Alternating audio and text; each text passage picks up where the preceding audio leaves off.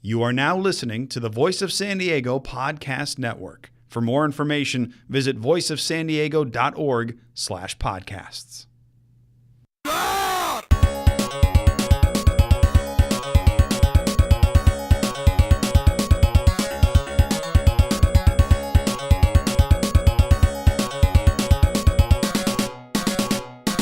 TKF United. Hello, and thanks for listening to TKF United, Stadium Talk That Rocks. I'm Nick McCann, and I'm joined today by DK Aniwo. Hello, Nicholas. How are you? Pretty good. We're back at the Voice of San Diego studios with Travis Russell on the mic, on the board. On the board, yes. Well, we have a really special episode today. We have some people from Friends of SDSU, and we'd like to welcome Fred Pierce and Katie Temple. How you doing? We're great. Thanks for having us. So, how did you guys get involved with the Friends of SDSU? Maybe I'll start with that since I started early on, and it came about last spring when the Soccer City initiative was put out, and because Soccer City was representing that there was a big role for San Diego State in it, and I'm intimately involved with the university on a variety of fronts, I became immediately interested. And after I had a chance to read the initiative on a 7-hour plane flight from New York City back to San Diego, that I had it FedExed to my hotel room, I was really aghast at what I saw to be a gigantic land grab and a motive of profiteering, and something that really didn't have anything to offer San Diego State. And so as a result, I decided that I wanted to get involved, and I wanted to get the alumni involved so that we could have a voice that could talk to the community about what San Diego State's needs were and how they weren't being met with the Soccer City initiative. And what part of the plan really caught your eye that made you have that reaction? There's several elements of it, but first and foremost, it started with the football stadium was completely inadequate to meet the university's needs in terms of number of seats, and it was financially completely infeasible to expand the stadium beyond the seats, the 32,000 seats that were prescribed in the plan. The one place where you logically would have expanded it would have been to enclose the end zone, and they put 2 office buildings right in the end zone, so you couldn't expand the stadium. And so I realized that if San Diego State was going to succeed in Division I football going forward, it needed a much larger stadium. And if I use a comparison of a foot. If you got a size 12 foot and someone's trying to give you a size 9 shoe, things aren't going to go so well. And doesn't fit, yeah. So it was that, and there also was no room for the academic expansion of San Diego State in the project. And candidly, San Diego State's expansion is the most important economic issue facing San Diego, probably for this generation, and the only place that San Diego State can expand feasibly is at the Qualcomm Stadium site. Because think of this, if it's going to be meaningful, and I'm talking about growing SDSU from 35,000 to 50,000 students, the site where that would happen needs to be large. A little token 5 acres here or 5 acres there is not going to do the trick. It's got to be large. Number 2 is it has to be proximate. It's got to be very close to the main campus so our faculty can go back and forth, do research in Mission Valley, go back to their faculty office up on the Mesa. And thirdly, being connected by public transit is really advantageous, and the trolley is already there. I just ask any of your listeners to look around San Diego County and put your finger on San Diego State at Montezuma Mesa and look for any piece of land of any significant size within immediate proximity that has those characteristics. This is the only place. Do you have anything for that? Yeah, well, we jumped straight in, which is usually my favorite thing to do. I know Katie's in the room, and we'd love to kind of get her take at some point in time as far as her role with this whole thing. But I think one of the things that I came into this interview most, interested to learn more about was what you just talked about, specifically when it comes to the development of that parcel. I know you, Fred, have a company that does university development. So I kind of wanted to get actually a little bit more about your background first, and then maybe frame this conversation with respect to your expertise. Sure. Yeah. Well, in fact, I do own one of the nation's 15 largest student housing companies. So we own purpose-built student apartments at 23 universities in 17 states, representing 16,000 beds of student housing around the country. So I do have expertise in this area. I also served as the master developer of the redevelopment of the land around San Diego State up on the Mesa for 10 years between the mid-90s and the mid-2000s. So I understand all types of development that support universities. Real quick, is that where the Trader Joe's is? That is where the Trader Joe's is. Great job. I have a house in that neighborhood, my family house, so Well, it's been a nice addition to that neighborhood. It's classed up the place quite a bit, so good job. Well, thank you. And when I first took over responsibility, I was hired as the consultant to put a plan together up on Montezuma Mesa in the late 1980s. And then I ultimately got hired to actually implement that plan.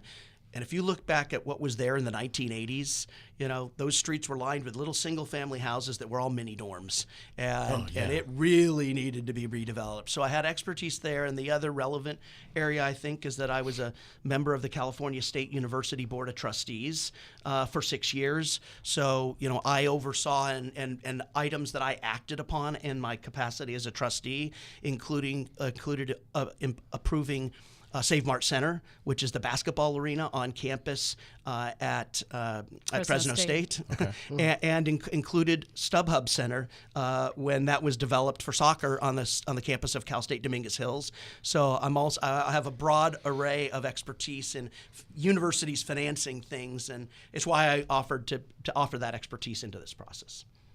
You said that one of the number one financial issue for San Diego going forward was to have San Diego State grow to a larger student body. What would you say to the person that says that area around Qualcomm should be used just to build more housing in general? Is that Well, what I would say is that what's the most important for this region is to continue to grow as a knowledge economy, and if we don't continue to grow an educated workforce, and there are projections that the state of California is going to underproduce by 1 million graduates what's needed in the state of California in the next couple of decades. And so we, as San Diegans, will lose companies to other places if we don't deliver an educated workforce. So I think that while housing is important, and it's very important, and more affordable housing is very important, housing can go almost anywhere in San Diego County, but an expansion of the university, as I mentioned just a short while ago, really only has one feasible place it can go. And I would argue that the expansion of SDSU is one of the most important, economic opportunities for our region, and will stagnate if SDSU can't grow. On that point, and I'm native San Diegan. My wife graduated from San Diego State. My dad graduated from San Diego State. I love the university. I'm all for it being successful. The growth thing is what I guess I'm a little still, needing a better explanation of, because if we're expanding for a football stadium, I don't know how the correlation between an education, do you know what I mean? It seems like we're trying to generate revenue by a bigger team or a more successful team. So this initiative actually part of this initiative expands the campus. Right, no, I know that. But as far as a bigger football team, we were saying earlier, we need to be Division I and in a bigger conference. And why is that necessary to grow the university? Well, that has to do with recruiting and just bringing the best of the best into San Diego State. So you want to have education and you want to have sports because of what it does to a community. And you can get higher scholared athletes if they're going to, more of those kind of athletes are going to want to come to San Diego State. Okay. Nothing's going to happen with that old Qualcomm Stadium, as you know. They need to have a better stadium. And the other thing that does is that, and DK knows this, I used to cover sports here in San Diego. And when I was covering San Diego State, I just remember thinking, how is this beautiful, gorgeous city how does it not have a top tier athletic program and bring in all of the things that athletics can bring in? And the answer is facilities. And if you can have a top 10 facility, then you can recruit those types of athletes that can consistently compete with UCLA and USC and all the other schools in California. Right, but like USC, my brother went to USC because it was like a film school. That was like the thing. And then football was a bonus. In fact, when he went there, the football team was horrible, and they play in the Coliseum. I guess I want SDSU to have the thing that they're known for, and then the football team is, a bonus or whatever. But like when we're trying to be like a football school, and then what else are we known for? That's, I guess, where my point is to the football stadium. You know what I would say is that athletics and athletics at the highest level is the most common lens through which the external community looks into the university. Yeah. It's marketing and advertising. Mm-hmm. It gets us on television. Yeah. When we're in the NCAA tournament in March Madness, people get to know San Diego State, and then it opens doors for us to raise money with our alums. So there's a leverage of that visibility. Right. And then what that's done is that's increased our applications. And as the university gets more well-known, we can attract better students. As we attract better students, we build better reputation of our academic programs. So we're a top 50 public business school in the country. We're a top 25 program in entrepreneurship. We're also top 25 in international business. So we've got programs that are recognized, but they play off one another and try to look at it. And unless you're in an elite private university, if you look at the most well-known and also well-respected universities, around the country, they all have Division I athletics, and they're big football schools. You think of Michigan and Ohio State and Florida, and the list goes on. But with the football school, we're getting to just the football issue, you mentioned earlier that you had a problem with the stadium that Soccer City's idea was. Do you think that if San Diego State gets its way, or that their initiative passes, that it would really lead to San Diego State jumping into a Power 5 conference? It seems like that's what a lot of people that are really hardcore fans about the football team, that's what it feels like they want more than anything, that they want to take that jump from like a mid-level conference and go and be able to compete for a national title. I mean, how much is that going to weigh for the voting block that's going to be voting for you guys? Well, I think that it's a package deal. In it other is, words, yeah. And I think that we do need to remember that, because the things that Fred was saying, and I understand you're talking about focus on education, but sports or and theater for me, or theater, but it's all a great of theater school. right. But it's so if you're thinking of theater like sports, you understand that that's going to attract a certain type of person. Yeah, and we've used the facility at SDSU, the Don Powell Theater, a lot, and it's like, that could really use a modern take, you know what I mean, if we're looking for a stadium. And so for me, it's just like such the focus on football, and this spot is only, I think, because Qualcomm was already there. Do you know what I'm saying? If this was a farm still or something else and SDSU saw it as a place, I don't know that the football push would be so hard. Well, and it's not just going to be used for football. Right, of they course, want to use it for all sports soccer, and concerts and all events. Totally. Equal opportunity for all. But as football, as you know, brings in a lot of money, that's an attractive factor. But it's also bringing in a certain type of athlete. And as we have all talked about, 61% of the San Diego State alumni stay here, which means they're paying taxes and they're creating jobs and putting money into the economy. Yeah, I have a quick question. So, we've been talking obviously a lot about football in these last few minutes, but the SDSU West proposal on that site, right, where Qualcomm is now, that 166 something acres, if some of it goes to a stadium, some of it goes to, I think there's like a hotel, there's meant to be like a park. It's like what are the different components of the SDSU West plan itself that how do those break up like chunk by chunk? Because realistically, like one of the things that kind of interests me in this entire conversation to begin with is that when I look at the SDSU West plan, it looks very similar, kind of broad strokes, to the Soccer City thing. So I'm trying to get, I guess, my head wrapped around like where are they different, on like a sort of, I guess, category by category basis. Yeah, and you know what I do, and I'm happy to answer the category by category plan that the university has put forth that it intends to proceed with. But the most important difference to start with is that SDSU West is all about education, and it starts with education first, and it starts with making sure that the master plan can accommodate the long-term needs of the university and planning around that. And the university has said, and I agree, that the Soccer City plan essentially precludes the university from being involved in the way the plan has been developed, and that's kind of what I want to try to understand better, because I don't really understand that. Yeah. So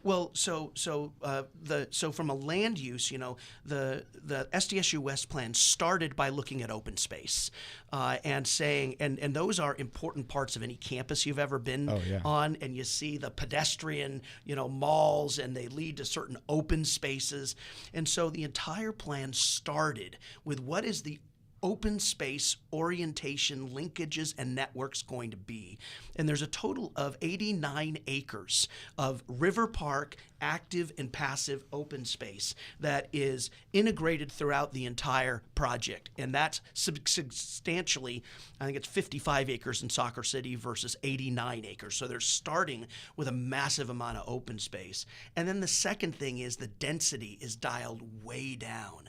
So the buildings are essentially 4 to 6 stories in height, as opposed to 12 and 15 and 20 stories. Not that there are a couple of buildings of that height in the residential area as designed, but the density is meant to be a campus density. The feeling when you're on a university campus isn't that you're just got high-rise buildings everywhere, and that creates the atmosphere and the environment for learning.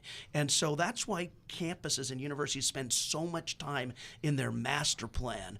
And so when you look at those components, you've got the 89 acres of active and passive open space in the river park. You have 1.6 million square feet for campus expansion.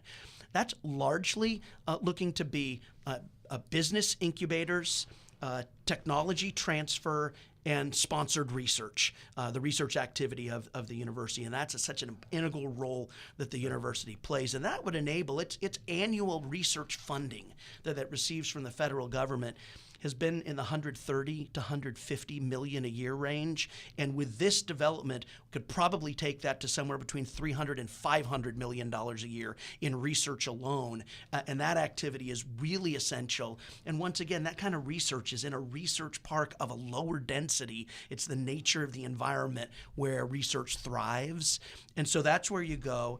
We have the stadium. It's 35,000 square feet, 35,000 seats, and expandable all the way up to 55,000 should the NFL ever come back. They've reserved enough footprint to be able to expand the stadium to accommodate the NFL. Who knows if that's ever going to happen, but at least it's possible. And then there's 4,600 residential units, and finally a community serving 95,000 square feet of retail. So it's not a big, massive, retail, entertainment, destination, traffic generating, retail. It's neighborhood serving retail, so you can go to your Trader Joe's and you don't have to drive out of your neighborhood. You get your groceries down the block. So. And I'd love to piggyback on that. And DK, going back to your original question, is that the initiatives are not the same because the SDSU West allows the campus to expand through an open and transparent process, which means, and I know that you have all heard this, but I think it's really important to reiterate, and the main reason that I came on board, everything that happens, if that initiative passes, if the SDSU West initiative passes, everything will be an open and transparent process. We will have to comply with all environmental reviews. The public will be involved in any decision that they want to be involved with. And I think you really need to understand how important that is. That's transparency. Mm-hmm. Yeah. Do you have anything? Yeah, well, no, that was a comprehensive answer from the two of you, and I appreciate the detail. There's a couple things that have kind of stuck out to me over the course of this conversation. So one of the things that you'd kind of mentioned at the beginning, Fred, is that, for the university to expand from, I think, 30,000 or so students, what they have today, up to 50 is what you said? 35,000 is the 35 today, current up to 50, that you need that Mission Valley property. And then you just said now there's 4,600 additional student housing units. And so I guess I don't know if my math is off, but like it seems like there's still a gap of about 10,000 or so students there. Well, so no, the 4,600 are residential units. Okay. So not specifically for students? And only a portion of that would be student housing. Oh, okay. And that will be defined over time. You know, SDSU's requirements are that freshmen and sophomores live on campus. It's not likely to expand beyond that. But, you know, by way of example, if you've got research space down on the Mission Valley site, maybe some graduate student housing that are graduate students that are in the research projects with their faculty members would be synergistic to do that there. But the housing is going to be affordable housing built as units are built. Soccer City, by the way, kicks that can down the road and excludes itself from having to deliver any affordable housing for 10 years. The SDSU West will deliver affordable housing proportionate to the other housing as it goes. So it'll be workforce housing, affordable housing, faculty and staff housing, and market rate housing, all as part of that housing. So it's not just students. So there's not really, there's no dots to connect the number of students with, per se, the activities on the site. On that parcel? Okay. Yeah. Okay. And then the other thing that I've read up on is that there actually, I guess, currently is an expansion, plan that's in the master plan that takes them to 45,000 or so, and that's like already kind of allocated on the existing footprint where the campus is now. Is that accurate? No, it's not accurate. So what happened is that they did. There was a master plan EIR that was done in the early 2000s that gave the right for San Diego State to ultimately increase its enrollment to 50,000 students. It didn't give any land for that to occur, but when they do an environmental impact report, what CEQA requires you to do is study the most highest density possible to make sure that if something were ever to come about of that nature, that the mitigations to offset the impacts of those have been studied and are part of the environmental document. So what there was an authority to say San Diego State could grow to that size, but it's not physically possible to accommodate it on the current campus. So it needs more land to implement that master plan. Makes sense. Well, yeah. So this week, Scott Lewis published a piece on the Voice of San Diego about how this deal between the deal between SDSU West and Soccer City kind of went bad. You know, they were negotiating earlier in the process, and then it fell apart. You can all go check it out on voiceofsandiego.org, and they'll probably talk about it on Friday on the Voice of San Diego podcast. But you've been involved in big deals like that. I mean, what do you see as how that went wrong? It's a long answer, probably. Well, the short answer is that Soccer City wasn't giving San Diego State what it needed. Yeah, I think that's right. It's a complex process to try to bring a public university together with a private sector entity, and in the end, it just ended up that where Soccer City drew the line didn't work for San Diego State for the reasons I've stated earlier in our discussion here, and so they ended up having to part ways. I can also say I know that there was a huge erosion of trust, and once trust has been eroded, then you're not gonna if you don't trust somebody that you're dating, you shouldn't marry him. And so once that trust was eroded, it just became impossible. Even if a concept even sounded like there was some things to discuss, if you don't trust the other party, the deal's over. And so you had something where they drew lines in the sand in a manner that didn't allow the plan to work for SDSU, and then they lost SDSU's trust.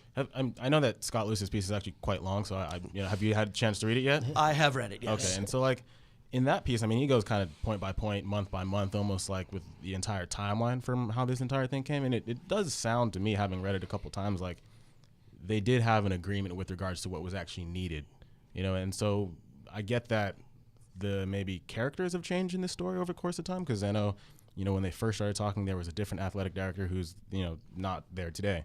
And same with the president who actually kind of made this deal in the first place. And I guess my question is, how much of this eroded trust derives from, the people who came into the story a bit later? And I think that the loss of trust, happened over time. I don't know that it was necessarily about a change in people, but in the end, that not being able to meet with the university's needs and not being able to have the Soccer City folks truly listen to what a would-be partner actually was going to need, you know, at the end of the day. You know, there was discussion about expansion of the football stadium in the future to meet the needs, and then a plan gets unveiled that's got 2 office buildings in the area where the expansion was going to go. Right. You know, that's a way to lose some trust, is to say, you just took my expansion away. Your lips might be still saying you can expand, but your plans tell me there's no chance for expansion. And so, you know, it became what it became. You know, what I can say is that over time, the university also did get some advisors from its boards and alums who are really, really experienced and educated in sophisticated real estate development. And because the university is an academic institution, they're not a real estate developer, and there's a lot of nuance and a lot of expertise. And once they brought some of that expertise to bear, which happened during the process, they became more educated, and I think became aware of how bad the plan was, you know, for the university, and how bad it was for the city. So there was also an education, you know, that came along as part of that, you know, over time. Yeah. I obviously I've done a lot of bit of reading before this interview because I was excited to talk to you guys. But you know, one of the things I read up on, there was a guy named Adam Day, who I think is currently the board chair of the CSU Board of Trustees. Yes. Yeah, he gave an interview to the UT editorial board a couple weeks ago. And in that interview, he kind of, you know, sort of echoes what you had just said with respect to the financing of campus expansion being one of the biggest issues that not just San Diego State, but the entire Cal State system faces. And you'd actually even said in that interview that, like, one of the ways that universities in general today are combating that financing difficulty is by getting into real estate development. And so I think that's kind of an interesting conundrum where it's like, you know, all of a sudden this university becomes to look a little bit less like an academic institution with respect to this conversation and more like a real estate development entity. Yeah, and that's a national trend. You know, and in fact, San Diego State got into that business when they hired me in 1995 to redevelop 131 acres surrounding San Diego State that was also land not owned by the university, but that the university needed desperately to both change the environment, the front door, as well as meet some of the land use needs of the university. And so around the country, universities are developing public-private partnerships all over the place to bring in necessary expertise and to help them implement their master plans as they grow. And so they are undertaking more and more development, and that's not just SDSU, that's happening everywhere, and they're usually bringing in the expertise that they don't have in some form of public-private partnership to carry that out. Yeah.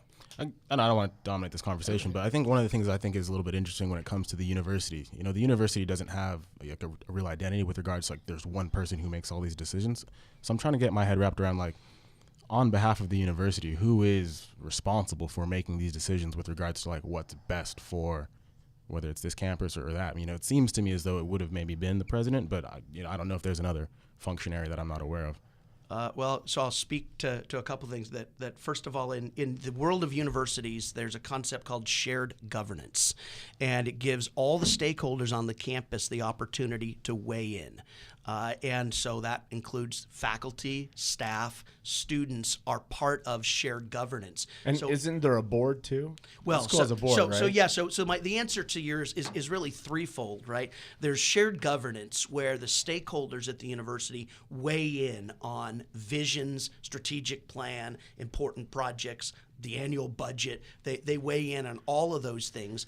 And then the president takes all of that under advisement. And then the final authority, the final decision maker at the university is the president, subject to what requires approval at the CSU Board of Trustees. Right. So you know, certain items need approval of the trustees. Others are strictly under the purview of the president. And she will be doing this pursuant to shared governance practices. Right. I work for a nonprofit educational company, so I understand the board thing. It does make it feel like this on this thing. Yeah, it's a big thing. It's a very big thing. Yeah. But going back, I do want to reiterate, going back to the thought of trust, is that this initiative is expanding the campus. It's an educational situation. That's the most important thing. What an education can do to an economy.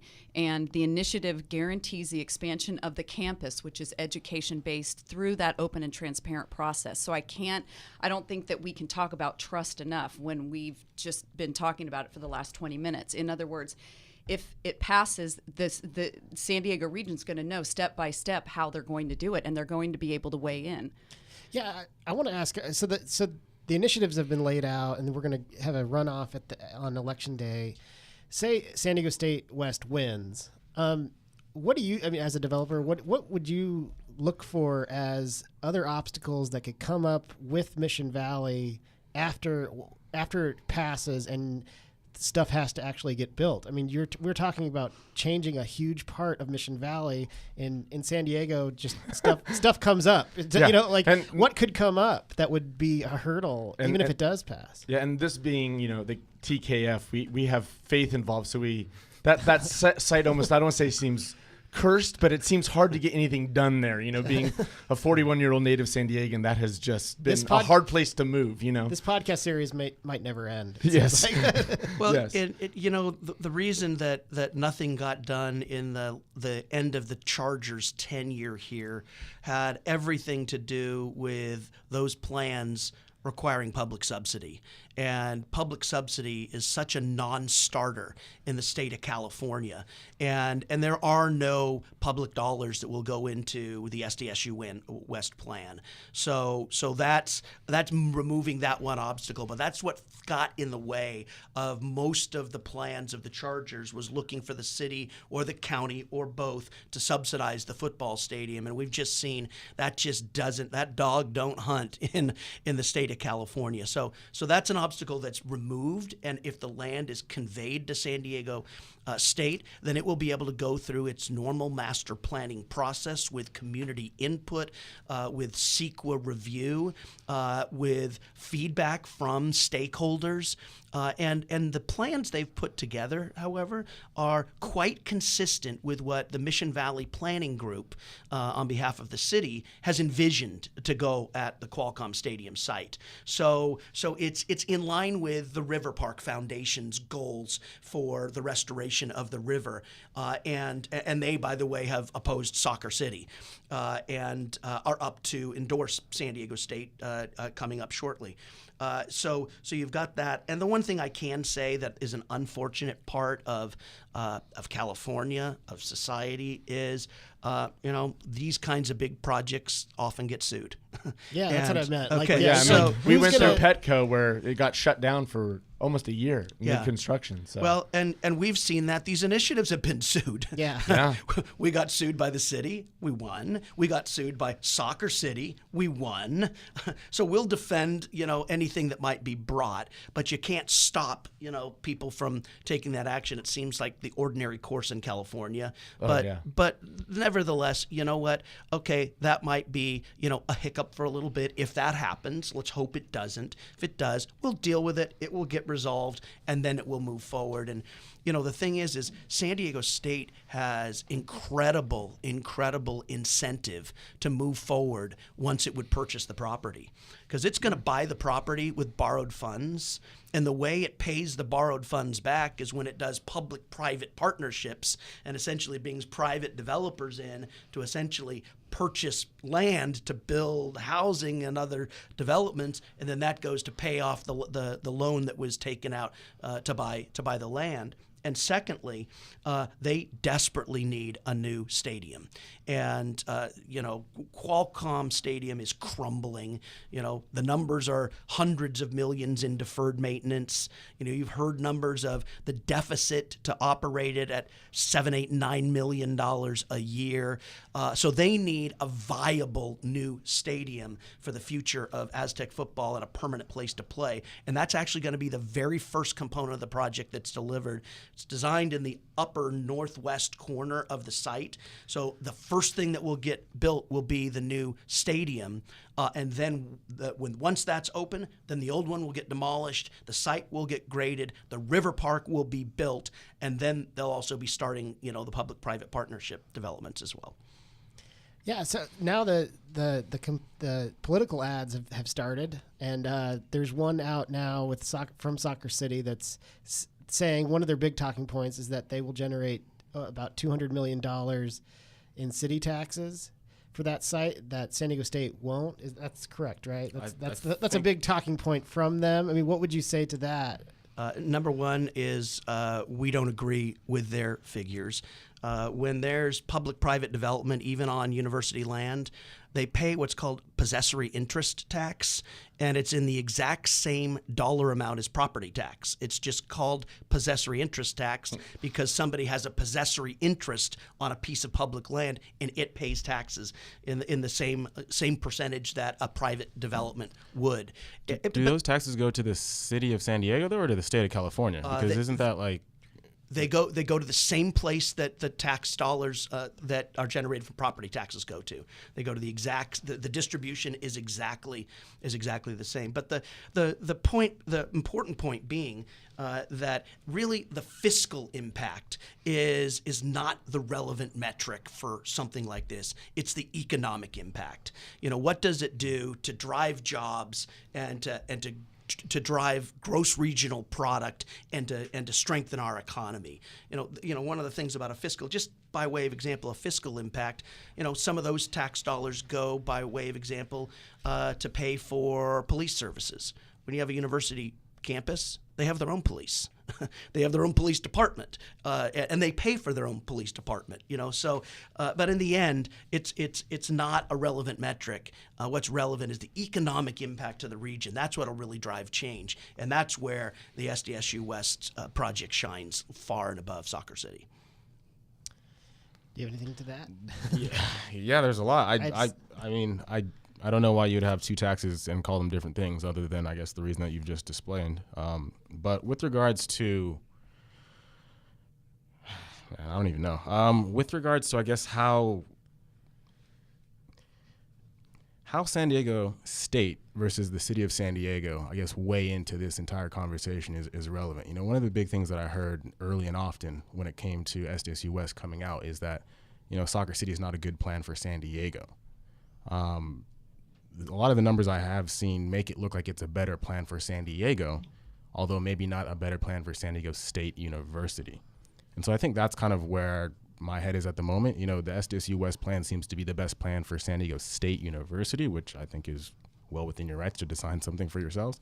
But it doesn't seem to me as though based on the different commercials and ads and all these things that are out there, it doesn't seem to me as it does as much for the city of San Diego as Soccer City does. I think, DK, guys, you may want to just go back to some of the things that you've said, which is that the economic impact that San Diego State is not just on San Diego State, it's on the San Diego region. And I think those are the things that you want to keep in mind, how important and what economic driver the university can be. Going back to the points of they are impacted. They haven't expanded since, with all due respect, you were there. Yeah. They're bursting at the seams. They're accepting 8% of applicants. And you know what that means? That means all the applicants that are getting turned away who are smart, have the money, and have the brains are going and they're taking their potential jobs, their money, and their IPs elsewhere, out of the state, and we are losing all of that. If we can expand it, we can keep those people, we can accept them in and continue to drive the economy. And going back to a couple of the original points, statistics have proven that college graduates make more money because technically their jobs are quote unquote better and they pay taxes and they're creating jobs. And people that go to San Diego State like it here. 61% of them, like you, stay here. No, I was, yeah. But that's, you were born here too. Yes. No, I didn't go to the San Diego State. Oh, you didn't go to No, San and I went to NYU just on a side note. Okay. So when you said the building thing, I was like, wait. But yeah, NYU is very different. That's why you're good at theater. Perfect. You went to a good place. I was born here and went to San Diego State. Yes. Go AZTECS. Yeah, well. But I know. I probably partied in one of your buildings. But as did I. Hey. Oh, I bracket. Let's keep it clean. But going back to that, I think that's the point, is that it's not just benefiting San Diego State, it's benefiting the entire region and the entire economy that we are all a part of. Well, and I think that to the one step back that I would take is if you're to look out now, call it 20 or 25 years from now, because this site, no matter which plan goes forward, is going to take decades to develop. These things get phased and built over time. Either one with millions of square feet is going to happen over time. You fast forward and you look out 25 years from now, you're going to have San Diego State as a 50,000 student university. You're going to have had its research activity in terms of funding double or triple. You're going to have its economic impact to the region grow from what's now close to $6 billion a year to more than $10 billion a year. And what I think is in the best interest of the city and the best interest of the region is to produce an educated workforce. You can build a mixed-use real estate development almost anywhere, but you can't expand the university anywhere but this site, because it's the only property with enough land and proximity to SDSU and transit where it can be done. So if SDSU West fails, looking out 20 or 25 years, and if Soccer City won, you'll have this massive development in Mission Valley, and San Diego State will still be 36,000 students. And we're going to have a deficit of educated workforce being delivered to our community. And if we want to stay competitive with the top economies in the United States, we need to produce an educated workforce. And so I think you have to start there and say, we've got to make that the highest priority for this region, to have an educated workforce, to let the economy thrive. And once you start there, I think that people in this town understand. And the other thing is that, you know, we've got now nearly 100,000 students apply to be an undergraduate student at San Diego State, and only about 7,000 are able to enroll. And a huge portion of those are in San Diego, and they pay their taxes that go, you know, towards the state budget that's supposed to deliver higher educational opportunities to them, but they're being shut out because we don't have capacity. And most of those students, they're leaving the state. You know, the people who apply to go to San Diego State from all over San Diego County that don't get in are going to Arizona and Arizona State. They're going to Oregon. They're going to Washington. They're not going to other universities in California, the majority of them. And we really need, and so when we talk to people out on the streets, you know, people are saying, I want my son or my daughter or my grandson or my granddaughter or my niece or my nephew or my friend to have a better chance to get into San Diego State. And this would increase their chance to get into San Diego State by 43% if you go from 35 to 50,000 students. That's what's important to this city. Can I say one thing? Mm-hmm. Well, as a skeptical native San Diegan, seeing how we get stuff done here, I want to know what people's thoughts are if both don't pass. Is that because that's a very logical thing? I mean, San Diegans don't like to pass things. So if both proposals don't pass, what is the plan going forward for the expansion of the university? I mean, if they don't pass, then we're. Do we start over? Because it feels like, I mean, just from my perspective, that nothing was going to happen. I mean, the Chargers left, right? And so there was about how long before Soccer City came out with something? But 2 weeks. About a week. Yeah, that's what. So it felt like, oh, someone's going to do something there. State better get going on this quick, kind of a thing. I don't know if State had been eyeing that land before. You know what I mean? What is the plan if none of this passes? Like the skeptical San Diegan thinks it won't. Yeah, so a couple of things. Yes, San Diego State has been eyeing the Qualcomm Stadium property for university expansion for decades. Okay. But the difference was they didn't put substantial investment in planning for that, because as long as the Chargers were there. Well, yeah, there was never any the Chargers never went to State and said, hey, we're going to do this together, and there was just never public viewing interest on that land until Soccer City had a proposal. Well, the football team they have the lease extended for 2 more years, right? So that problem's solved. I think what you're asking is like, what is the next election going to be about if both plans will fail? this proposal just like get repackaged and proposed again, or does the city go to the university, go to the city and say, hey, the voters don't work, how do we come up with new law? I mean, to get something done in San Diego, feels impossible. I'm not against what the proposal is. It's just watching from a distance. Nothing happens in San Diego unless we go to the World Series. Well, the city will continue paying for the stadium. That's but the- they have no. But you know that if the SDSU West initiative does pass, the first thing once that dot is signed, then SDSU takes over the payment. Totally. It's same for either. Right. But I think to answer your question, Travis, what happens next is because it is public land, the city then basically has to decide how to go about articulating what they want to do there. I think up until they extended that lease extension, they were planning on shutting down the stadium and just leaving it there apparently until we talk about this RFP thing all the time, and presumably that's what they might do, or they might strike a deal with someone else. It kind of just depends. Another initiative could be signed for and they could just directly adopt it and not even have an election thing. Like that's one of the options of a citizens initiative. So who knows? Yeah, there are a variety of permutations of where things might go if they don't. We feel really, really, really confident that SDSU West is going to win. Our polling is really strong. Our endorsements, I don't know if you've seen them. Oh yeah, We can't. many. We don't have time to list them all. It is. But I think it's important It is, when it comes it to is. the endorsements, and I know that there's a lot of politics when it comes to that, but I think the most important thing about it is it's diverse. It is. The endorsements that SDSU West has gotten are coming from all walks of life, and I don't think that can go unnoticed. Except for the mayor. Now, how is he viewed in all this? He is a character in this process, and Oh my gosh. he endorsed Soccer City early on. He's a San Diego State alumni. I mean, do you think he's just going to go along and work with whoever wins? Well, Do you want to? You don't have to speak more. No, I mean, yeah. sure. They'll have to. That's what the initiative process will require. I do know that recently Kevin was interviewed and was asked. I believe it was Here. It was here, and so he was asked, "Are you, since you've endorsed Soccer City, are you asking the electorate to vote yes on Soccer City and no on SDSU West?" And he says, "No, that's not what I'm asking. They both have merits." And so even Kevin has recognized that SDSU West has tremendous merits, and so. Yeah, Kevin Faulkner's a character. I think in we can the leave it at that because Yeah. He needs to make decisions, in my opinion. Well, thanks for coming on, guys. It was a really good discussion. Do you have any questions? Too many, honestly, for this episode. But yeah, I'm sure we'll do this again at some point between now and November because this has been a good conversation. I really do. Like I said, thanks for coming down. Everyone coming down. Yeah.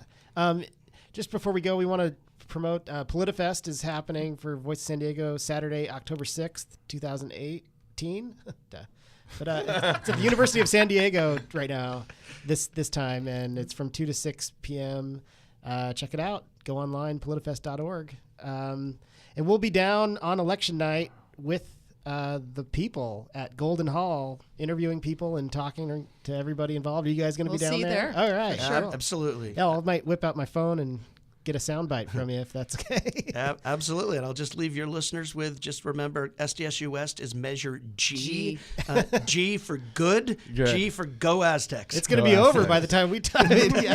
Yeah, but for this one, it's important. Yes on Measure G. Yes on Measure G. Okay. Yes on Measure G. All right. Well, thanks for listening to TKF United, Stadium Talk That Rocks. Thanks for having us. Appreciate it.